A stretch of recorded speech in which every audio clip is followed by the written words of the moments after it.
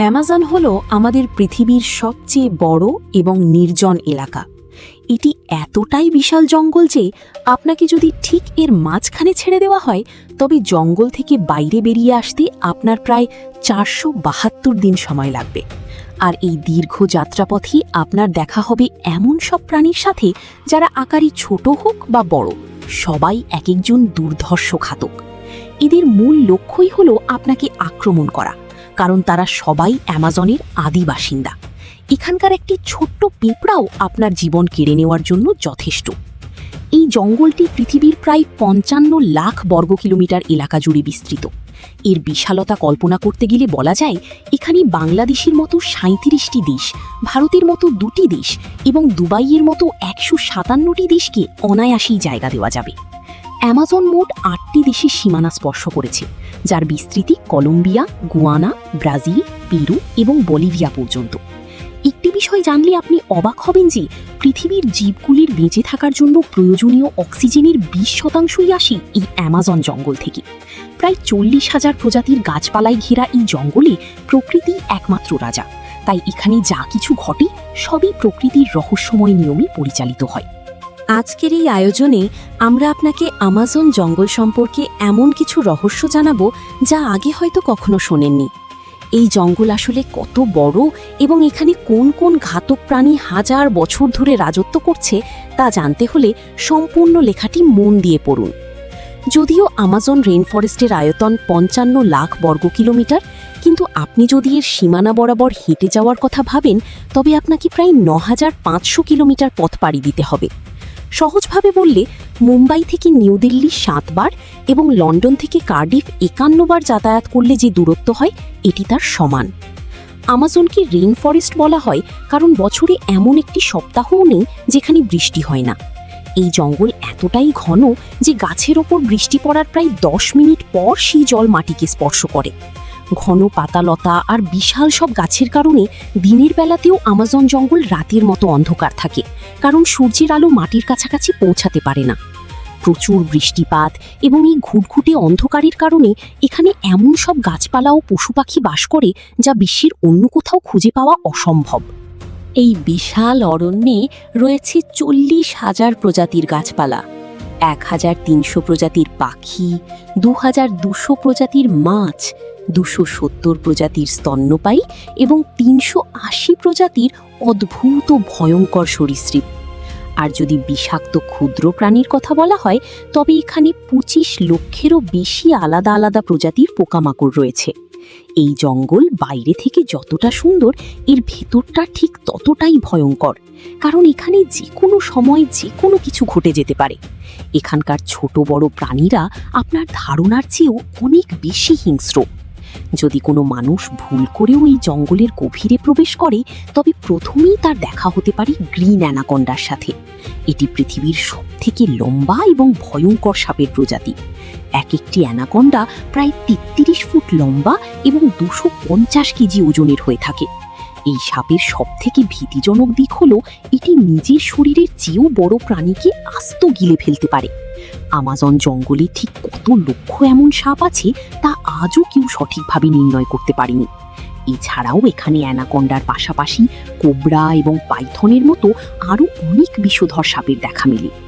জীবনে আপনি হয়তো অনেকবারই পিঁপড়ের কামড় খেয়েছেন, আর সেই পিঁপড়ে যদি বিষাক্ত হয় তবে আপনি জানেন সেই যন্ত্রণা কতটা তীব্র হতে পারে।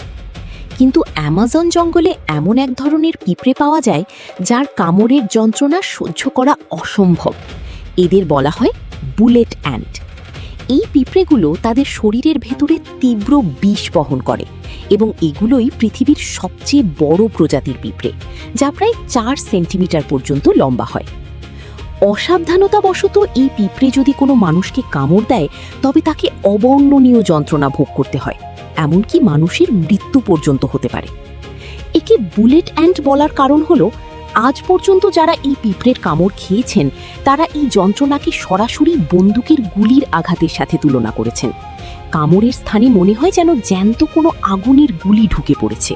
হাজারো মাইল লম্বা এই জঙ্গলের বুক চিরে বয়ে গেছে পৃথিবীর দ্বিতীয় দীর্ঘতম এবং জলের প্রবাহ অনুযায়ী বিশ্বের বৃহত্তম নদী অ্যামাজন।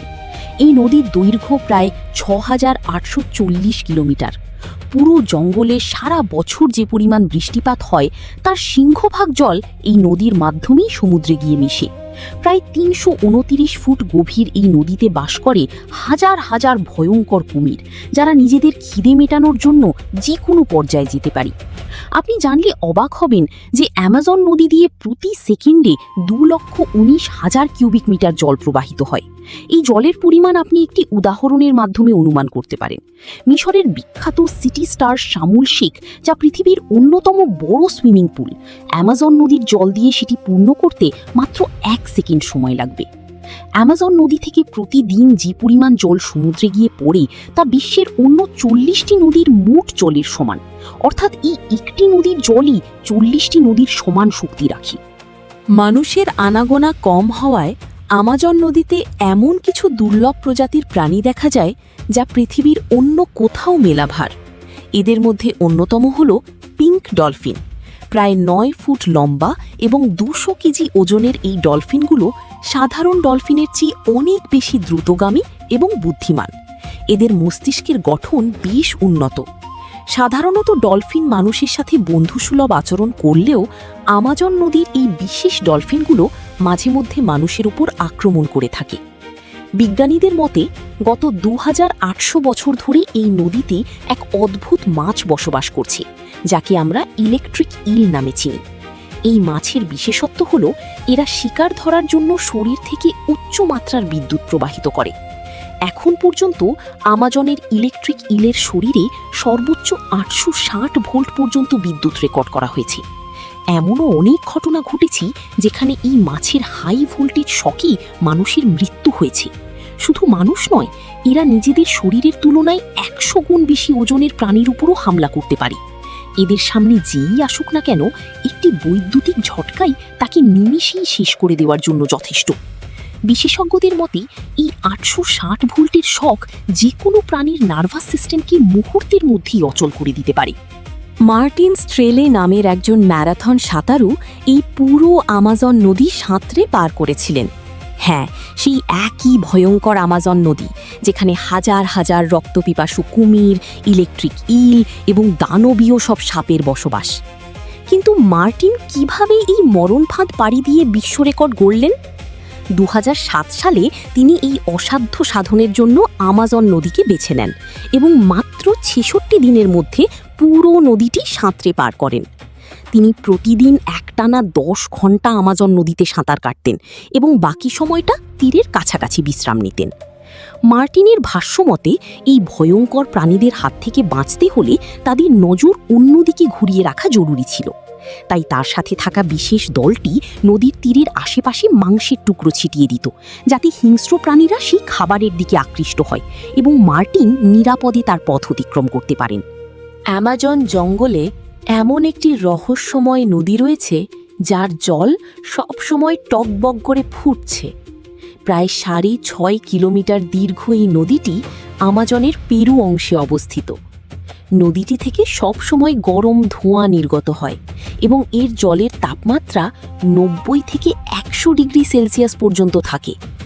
এই ফুটন্ত জলে যে কোনো খাবার অনায়াসেই রান্না করে ফেলা সম্ভব।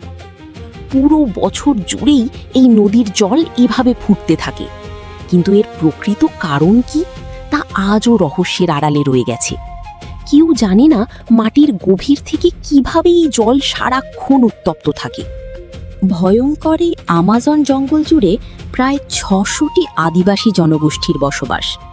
এই মানুষেরা মূলত আমাজন থেকে শিকার করেই তাদের জীবন ধারণ করে।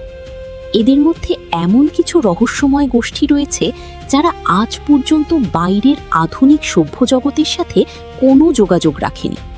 যদি কখনো সভ্য সমাজের কোনো মানুষ দুর্ঘটনাবশত তাদের সামনে পড়ে যায়, তবে তারা এমনভাবে প্রতিক্রিয়া দেখায় যেন অদ্ভুত কোনো বস্তু তারা প্রথমবার দেখছে। আমাজন জঙ্গলে আরও কিছু রহস্য লুকিয়ে আছে যা স্যাটেলাইট ছবিতে ধরা পড়েছে। জঙ্গলের বিভিন্ন জায়গায় বিশালাকার সব জ্যামিতিক আকৃতি লক্ষ্য করা যায়, যেগুলোকে জিওগ্লিফস বলা হয়। এর মধ্যে কিছু আকৃতি ১ থেকে ৫ কিলোমিটার পর্যন্ত বিস্তৃত, এবং এখন পর্যন্ত প্রায় ৩০০টিরও বেশি এমন জিওগ্লিফস খুঁজে পাওয়া গেছে। আসলে ঠিক কী উদ্দেশ্যে এই বিশাল আকৃতিগুলো তৈরি করা হয়েছিল এবং কারা এগুলো তৈরি করেছিল তা আজও এক বড় রহস্য। আপনি কি মনে করেন এই রহস্যময় জিওগ্লিফস নিয়ে আমাদের আলাদা একটি ভিডিও তৈরি করা উচিত? যদি চান তবে আমাদের কমেন্ট বক্সে পার্ট 2 লিখে জানাতে পারেন। আজকের এই ভিডিওটি ভালো লাগলে একটি লাইক দিতে ভুলবেন না। দেখা হচ্ছে পরবর্তী নতুন কোনো রোমাঞ্চকর এপিসোডে। ধন্যবাদ।